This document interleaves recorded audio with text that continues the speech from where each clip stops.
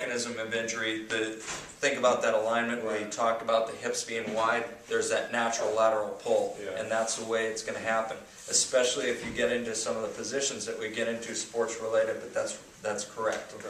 Now, one of the precursors that's going to do that, actually, you know what, we're going to talk about it a little bit later, but we'll talk about the anatomical design to try to counteract that.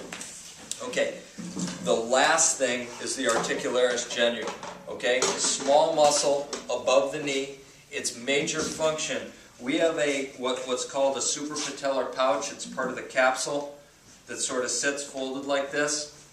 When we bend our knee, it unfolds. When we extend our knee, if you don't have something to get that fold out of the way, it's going to be pinched in between that patella and the femur when the quad contracts. So that articularis genu basically lifts that fold out of the way so you can terminally extend.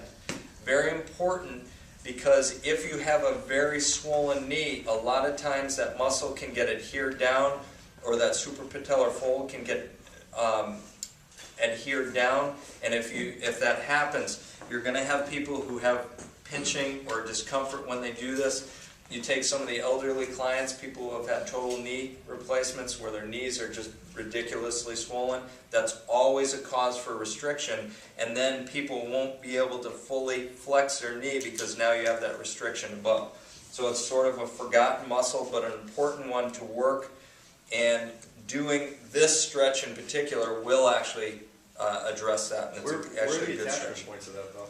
The articularis genu, it has a soft tissue. It has a soft tissue attachment to that suprapatellar fold and then the femur. Okay. So it just sort of sits up in this area. Right.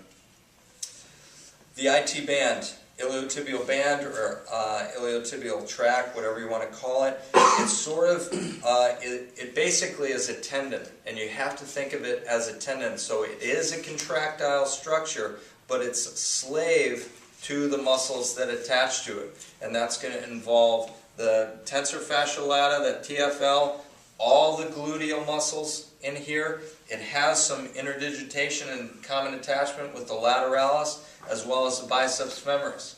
So the thing is, when someone has an IT band problem, don't think of it as that thing is really causing the problem. It's all those muscles that attach to it that are really the problem. And again, like I was talking about earlier on, that lateralis is the problem muscle. That's always the one that you want to try to address. Or if someone has significant amount of weakness in that hip is always going to have increased tone. The muscle is going to be active because it's trying to keep up with the activities that you guys are trying to do.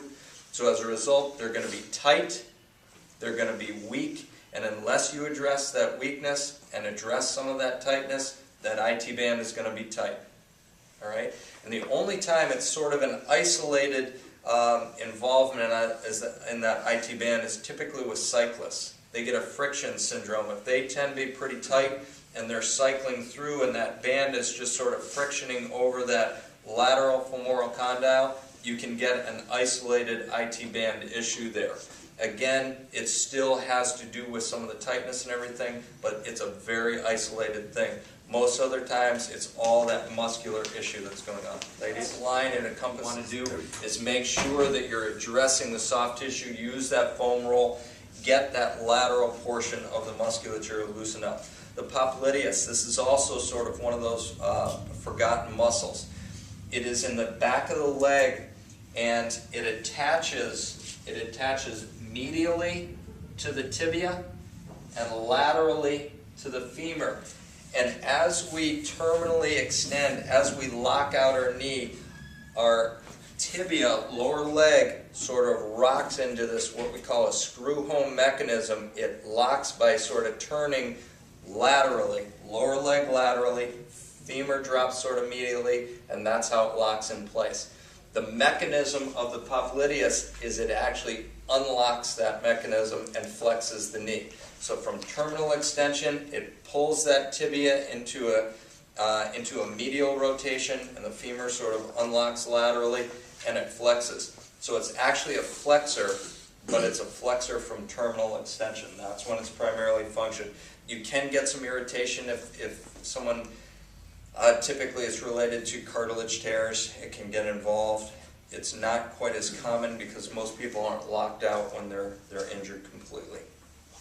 Okay, prime femoral external rotators. I threw it in here even though we've talked about the hip a little bit because it's very, very important when we start looking at patellofemoral problems. And as we start talking about alignment issues, it'll become a little more clear. So again, prime femoral external rotators are going to be that popliteus that we just talked about, that pectineus, that adductor.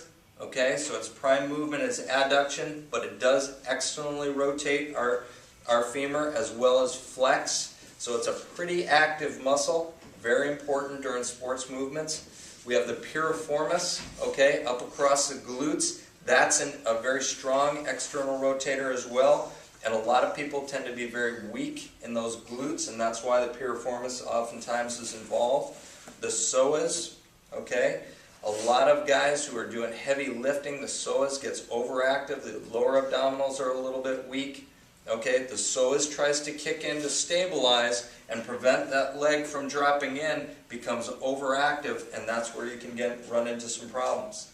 The posterior fibers of the glute medius that we've talked about a little bit. So one thing I want you to understand, that pectineus is a key antagonist to some of those glute muscles. If you think about the opposites, those muscles here, pectineus on the inside, counterbalancing. And then you have that psoas and the piriformis. Interestingly, if you consider it in relation to the knee or how the femur affects the knee, the psoas and the piriformis are antagonists to the hamstring muscles. Now, dynamic stabilizers in the knee. Typically, the first two that I have listed here, semitendinosus and semimembranosus, the medial hamstrings, are the key stabilizers of the knee. And that's why it's so critical after knee injuries to get that hamstring strength for those knee injuries. Okay? If we talk about someone dropping down and their knee is sort of a little bit floppy, we've already talked about that glute med minimus being a stabilizer of that hip, not allowing that internal rotation. They're going to try to externally rotate. Those medial knee stabilizers, you don't want it to drop in. So those hamstring muscles are going to try to contract.